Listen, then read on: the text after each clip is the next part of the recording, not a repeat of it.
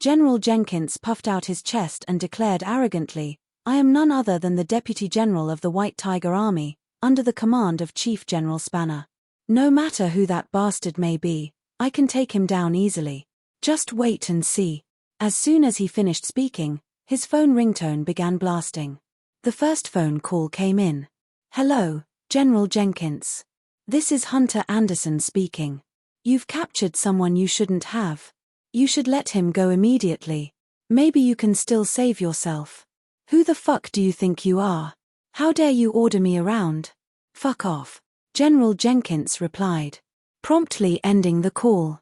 "Seems like someone called to beg for Dustin's life," Jade said sarcastically. She'd long predicted something like it would happen. "They think they can get him out of my hands.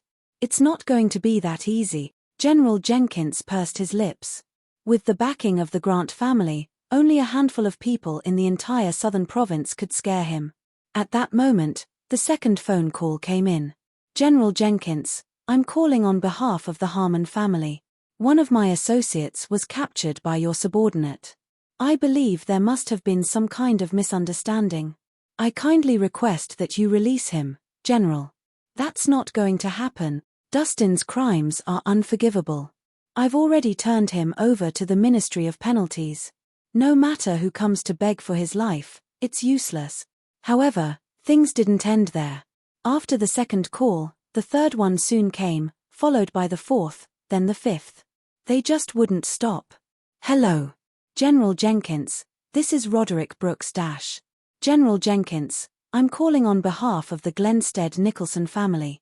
Jenkins, I have a favor to ask." Calls started pouring in one after another. Not only were they increasing in numbers, but they were also becoming more pressing. At first, General Jenkins had been greatly irritated, but by the end, even military officers of the same rank as him were calling him to plead for mercy. Although he wasn't scared, it was still rather troublesome. Eventually, he turned his phone off. He couldn't be bothered any longer. "Punk, I didn't think you had such a network. I underestimated you." He slowly raised his head to reveal a cold smile. "Unfortunately, your efforts are in vain. I can hold them off all on my own." "Oh, really? Then I'm looking forward to seeing you do that." Dustin smiled lightly. "And I want to see what kind of tricks you have up your sleeve," General Jenkins said disdainfully. Just as he spoke, an officer suddenly hurried over. "General, the Murray family is here." "The Murray family?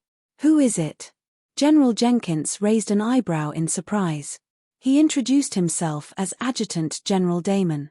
"He said he wishes to speak with you," the officer replied. "Adjutant General Damon? What's he doing here?" General Jenkins' face grew solemn. He clearly looked a little apprehensive. Others might not know it, but he knew for a fact that Adjutant General Damon served as Christopher's personal guard. And who was Christopher? He was the second-in-command general of the current generation.